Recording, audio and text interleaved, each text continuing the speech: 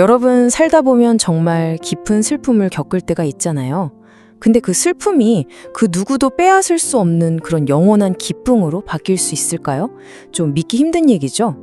오늘은 바로 그 놀라운 역전, 슬픔이 어떻게 기쁨의 씨앗이 되는지 그 과정을 한번 같이 들여다볼까 합니다. 네, 바로 이 질문. 이게 오늘 이야기의 핵심이에요. 그냥 힘든 시간 지나면 좋은 날 오겠지. 이런 단순한 위로가 아니고요. 슬픔, 바로 그 자체가 기쁨의 재료가 된다는 거예요. 정말 믿기 힘든 여정이죠? 예수님의 제자들이 바로 이걸 경험했거든요. 자, 그들의 이야기 속으로 한번 들어가 보시죠. 자, 그럼 먼저 제자들이 도대체 어떤 상황이었는지부터 좀 봐야겠죠. 이들은요, 말 그대로 그냥 멘붕 상태였어요. 모든 희망을 걸었던 스승님, 예수님께서 곧 자기를 떠나신다고 하니까 그 마음이 어땠겠어요? 완전한 절망과 혼란 그 자체였던 거죠. 예수님께서 이렇게 말씀하셨어요. 조금 있으면 날 못 볼 거고 또 조금 있으면 다시 볼 거다. 아니 이게 무슨 말이에요? 제자들 입장에서는 진짜 청천벽력 같은 소리였을 거예요. 영적인 의미 전혀 이해 못했죠. 그저 우리 스승님을 이제 잃는구나. 이 두려움, 이 근심에 그냥 휩싸인 거예요. 이게 도대체 무슨 뜻이지? 서로 얼굴만 멍하니 쳐다볼 뿐이었죠. 와, 여기서 예수님이 예고하신 고통의 깊이는 정말 상상 이상이에요. 그냥 슬퍼하는 정도가 아니에요. 세상은 막 기뻐하고 축제를 벌이는데 너희는 홀로 울고불고 애통할 거라는 거예요. 생각해 보세요. 내가 사랑하는 사람이 떠나서 너무 슬픈데 밖에서는 막 폭죽 터뜨리고 잔치를 벌이는 거예요. 얼마나 비참하고 끔찍한 고통이겠어요. 바로 그런 고통을 예고하신 거죠. 그런데 말이죠. 바로 그 절망의 한복판에서 예수님께서 정말 놀라운 약속을 하십니다. 이 근심, 이 슬픔이 그냥 없어지는 게 아니라는 거예요. 이게 완전히 다른 걸로, 그러니까 기쁨으로 변할 거라고 약속하신 거죠. 바로 이겁니다. 이게 핵심이에요. 고생 끝에 낙이 온다. 이런 말이 아니에요.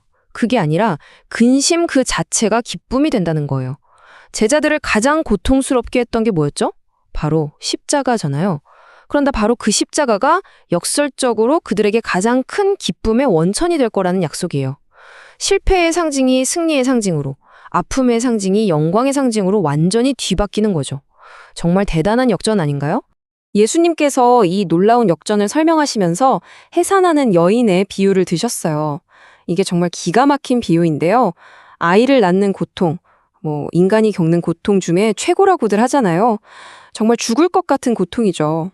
하지만 아이가 딱 태어나는 그 순간, 그 모든 고통을 한순간에 잊게 만드는, 아니 그 고통마저도 가치 있게 만들어버리는 그런 엄청난 기쁨이 찾아오잖아요.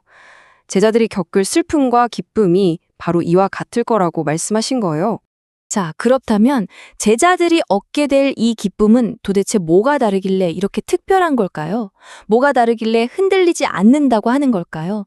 지금부터 그 기쁨의 진짜 근원을 한번 파헤쳐 보겠습니다. 그 차이는 정말 명확해요. 한번 보세요.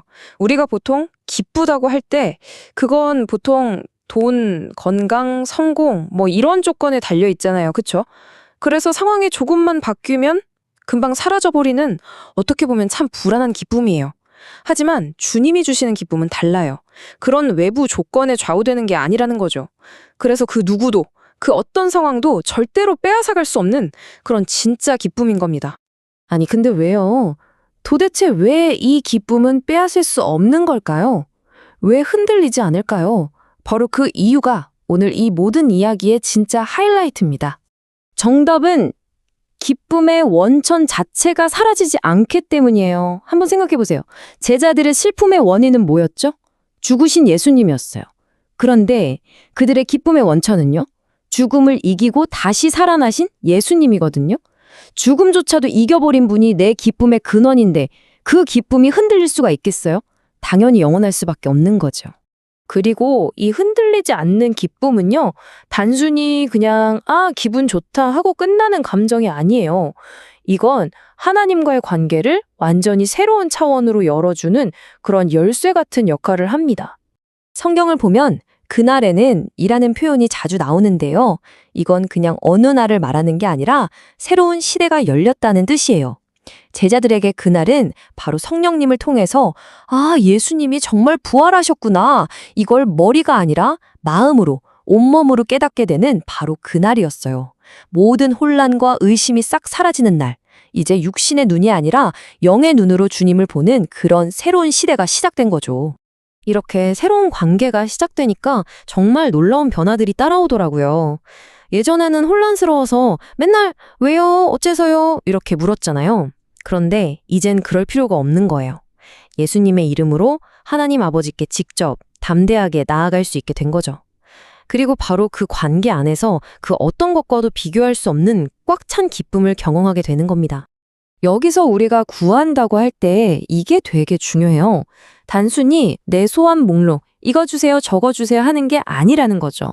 그게 아니라 아버지의 뜻이 뭔지 알고 그 뜻을 구하고 또 그 뜻이 이루어지는 걸 보면서 느끼는 그 충만한 기쁨, 바로 하나님과의 깊은 대화, 깊은 사귐 속으로 들어가는 걸 의미해요.